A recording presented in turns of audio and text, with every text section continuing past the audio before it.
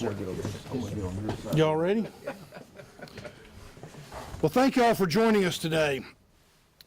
We're here to announce an important partnership with the Texas Department of Public Safety that will make Austin safer.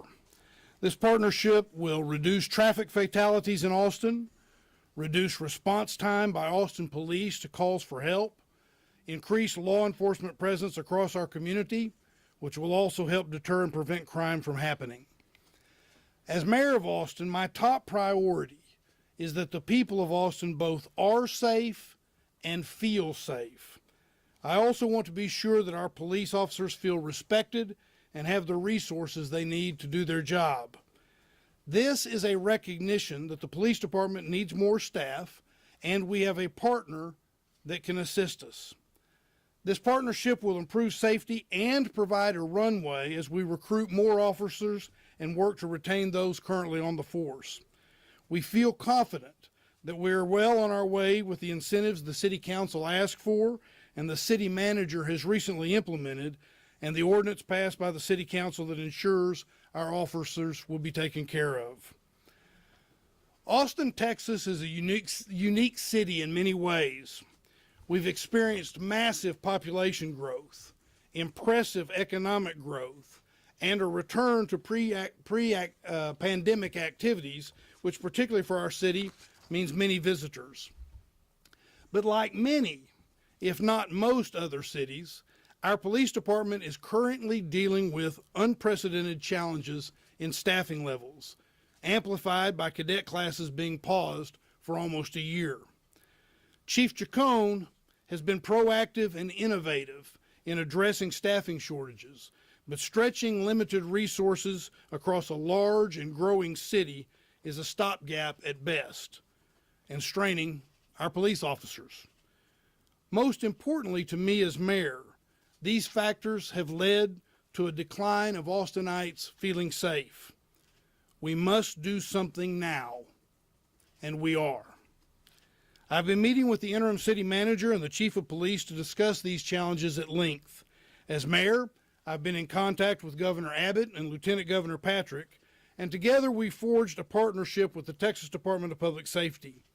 Director McCraw, who is here with us today, is working with us to provide troopers to help with traffic patrol, responding to accidents, and providing additional coverage to keep our community safe. In the past, DPS has provided additional support in other Texas cities, including Dallas and San Antonio. And most recently, DPS worked with Austin Police to make arrests in the street takeover incidents back in February. I promised that we would make city government work better in providing basic services. This is an example of that. It's a common sense, practical response to a serious need, and it arose out of a positive working relationship between the capital city and the capital of Texas that will benefit our shared constituents. I want to express my personal thanks to Director McCraw, Governor Abbott, and Lieutenant Governor Patrick for their continued partnership and for cooperating with us to ensure the safety of the capital city. And I also want to say thank you to the city management team for acting with urgency and thinking creatively to address this issue with the speed and the attention it deserves. And with that, I'll turn it over to our interim city manager, Jesus Garza. Thank you, Mayor. Yes, sir. Thank you, Mayor. Public safety is at the very core of what we do in city government, and we must absolutely get it right. We've moved quickly to address staffing issues, recruiting new officers, retaining experienced officers, and staffing up at our 911 call center. But those efforts take time, and we can't wait to make Austinites feel safe. The staffing crisis at APD has led to longer response times at a time when we're experiencing increased traffic fatalities, increased homicides, and violent crimes. While APD officers have done their best to respond to these incidents in a timely manner, there are just not enough officers to be able to respond in a timely manner that it deserves. Response times are our highest priority. When those calls the response time for our highest priorities has gone from 7 minutes in 2018 to 10 minutes in 2022. And this is unacceptable to the mayor and to the council, and to our police chief. And I'm proud that we were able to put this partnership together so quickly. And I am grateful to our partners for stepping up and stepping into this to help us out. I know that together we'll be able to make a difference for the Austinites to feel safe and have it be the welcoming city it's always been. And I now want to call on the police chief to come in and say a few words. Chief, thank you, sir. Well, good afternoon, everyone. This is a good day. As we have had the challenges that I've been talking about at the Austin Police Department for really the last couple of years, this is a major step forward in increasing public safety. I want to take a moment first to thank Governor Abbott and the governor's office. I certainly want to thank our mayor and city manager for the support that they have been providing as well. And importantly, I want to thank the colonel and thank DPS for really stepping up in this moment when we need them more than ever. We're really taking this step due to the staffing challenges. There's a number of things that the staffing has affected, has negatively impacted our community, including longer response times, fewer officers that are doing proactive policing because they are simply running call to call. We've had certainly a lot of concerns and increases in gun crime and gun violence. And importantly, traffic fatalities are up in our city. And none of these things are good. That's why I'm so excited today to be standing here talking about the partnership that we have with our, this longstanding and very successful partnership that we have had with Texas DPS.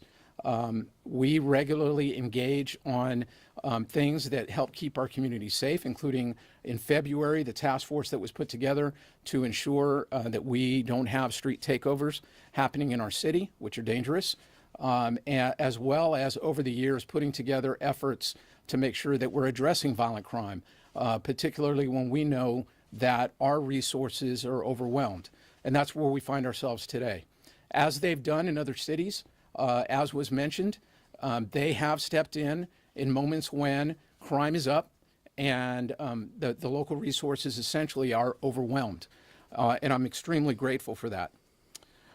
We want to make sure that we're doing this in the right way. So our efforts will be data-driven and intelligence-led. And the crime analysis units from both the Austin Police Department and Texas DPS will be working jointly to determine what deployment strategies actually will make the most sense, how many troopers I think are going to be deployed, and where they will be deployed, what hours, and so forth. All of that is still in the works. It is important to understand this is really about a number of different issues, including making sure that we are suppressing crime. I think it was mentioned a moment ago that, it is our mission, I believe the mayor said this, to not only have our residents be safe, but to feel safe.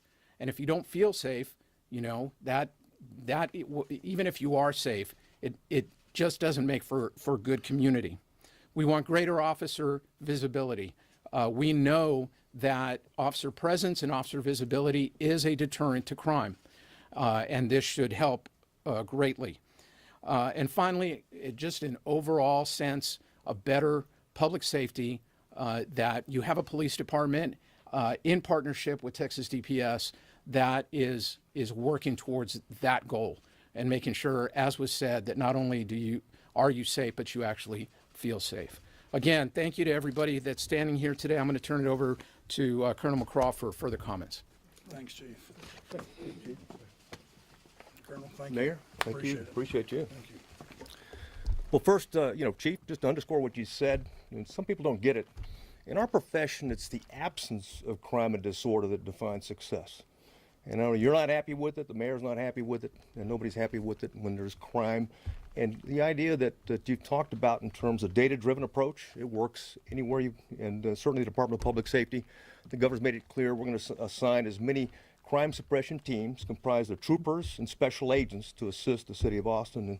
And God bless you and the city. And by the way, Austin Police Department's got an outstanding department. I know the citizens have great pride in it, and there's good reason to be proud in the city of Austin and their chief. And thank you for your leadership in the law enforcement, not just in the Austin community, but around the state. And lastly, clearly in our profession, the greatest force multiplier is teamwork. And that's what we're just talking about today. And I can tell you, the Austin PD's been there when DPS needed them, and we're going to be there when you need us. Take care. If anybody has questions, we'll be happy to answer those questions. Hi there. Hey. Jayla Washington, KXAN. Thank you guys so much for having us. I guess my number one question for you guys is how are you going to communicate effectively between APD and DPS? So this is not the first time that we've collaborated with Texas DPS. There will be interoperability between our radio systems. So right now we're working on a communications plan, and before this is fully implemented, we'll make sure that our dispatchers and our officers are able to effectively communicate with the troopers and special agents. And one quick follow-up. You talk about using the data to drive, I guess, and track the progress. Have you guys been able to use that data in other cities where you've already kind of formed this partnership? Yep. Anywhere in the state where you see a large number of crime, violent crime in specific areas, easy to locate where those areas are and what time that crime is occurring. So it's just, as the chief talked about in terms of high visibility patrols makes a difference. So being able to provide sufficient resources at the right place and the right time matters. And that's really what we're talking about. In addition, part of the strategy the chief wants to address is individuals that are repeat offenders that are involved in violent crime. There's arrest warrants for them. How can we target them as well? So it's about places, time, and people. Yes, sir. How soon can the citizens of Austin see the effects of this partnership? Will it take days from now, weeks from now? Is there an estimated time? We're certainly not talking weeks from now. We're talking in terms of days. We're now putting together this plan and to figure out exactly what the deployment strategy is going to look like. And you can anticipate really in the coming days that you're going to start to see more Texas DPS here within the city limits doing these kind of efforts. A lot of the details are still in the works. Can you give us just a general idea of what you're looking at? Is this 10 troopers, 100 troopers, just downtown? We purposely don't talk how many troopers, but you'll certainly see a large number of these uniforms around town. And there'll be other DPS officers you won't be seeing. Does this cost the city anything? Go ahead. The governor's made it clear, no. This doesn't cost the city anything. All that effort to say no. But he has the gun. No, it will not cost the city. And that's part of the one of the great things about this collaborative effort is we have joint constituents. And we want to all serve those joint constituents well, and so it will not cost the city. What prompted this today? Because we've had short staff for a while now.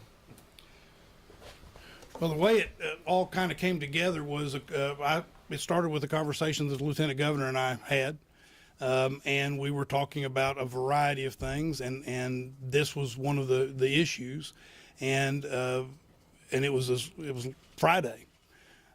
And I've been in touch with the lieutenant governor. I've talked with the governor, and in just a very short time, we were able to put together a way of going forward. And I'm very appreciative to them and the leadership at the state capitol.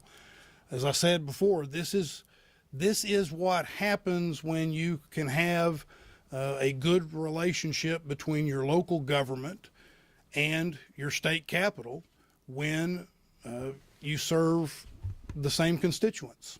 And so why now is we started talking about it Friday, and here we are on Monday moving forward because it's a good idea that will serve the citizens of Austin well. And Mayor, can you just talk about it? Feels like this is something that happened organically, and it was not the city going to the state and saying, please, please help us. That's not exactly how this happened. No, that's not how it happened. The way it happened was a conversation between Lieutenant Governor. It started with a conversation between Lieutenant Governor Patrick and me, and a follow-up conversation on Friday, and it was somewhat organic in the way you say it.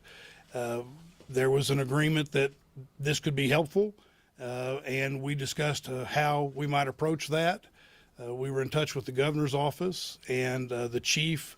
As we move forward, I was in touch with city management, and the chief, and we went for the interim assistant city manager, Chief Mills, and they were in touch with the colonel, and before you know it, we're standing in front of you. So this is going to manifest itself by, we're going to see DPS troopers patrolling in Austin streets. They're going to be responding to calls in DPS vehicles. That's an operational question. So, without going too much into the operation itself, what I would say is that we still want Austin police officers responding to the vast majority of calls that go into 911 for, the things that we see all the time. What I anticipate DPS is supporting with, he's talking about bringing in some teams that are going to be able to look at, as I said, this from a data-driven standpoint, where are we seeing the crime occurring, addressing the crime, and generally this is going to be violent crime, but it's also going to be related to traffic-related enforcement and traffic deaths in more of a supportive role, and not necessarily responding to that 911 call. Now, if they're close to one, and it's a hot call and somebody needs to get there very quickly, there's nothing preventing them from doing it. But that is not their first and foremost role in this. This is support and supplement, not override, not overtake. It is like we said, a partnership. APD is primary, but there's support and supplement coming from DPS so that we can meet some of the needs that the staffing levels have kept us from being able to meet the way we want. How long will this last? Yeah, there's no set time, and by that I mean there's no set time on when how long it lasts or when it might end. It is as long as as we feel like there's a need and it's serving a good purpose for the citizens. Mayor, what examples did you bring to the state? Do you think that police are responding appropriately to emergencies right now? I'm not sure I understand. You asked the Sure. first part of your question. I'm not sure I What understand this examples context. did you bring to the state, or what kind of conversation did you have with the state that led them to think this was the right decision? Well, they're here in Austin. I mean, they're living in Austin at least once every 2 years, and the governor and lieutenant governor are here. The governor lives here, and so they're aware of Austin and city government and the different things that get reported with regard to that. This was more just it was a recognition, as I've indicated, a recognition that we are not staffed the way we want to be. We are working on things like that. For example, the city council unanimously adopted an ordinance that said we were going to guarantee the police pay, we were going to guarantee their retirement benefits, and directed the city manager to develop and implement a way to give a pay raise, incentivize cadet classes, and incentivize people to not retire, even if there's no contract. But even with that will take some time, and the cadet classes will take some time. So we have a need now.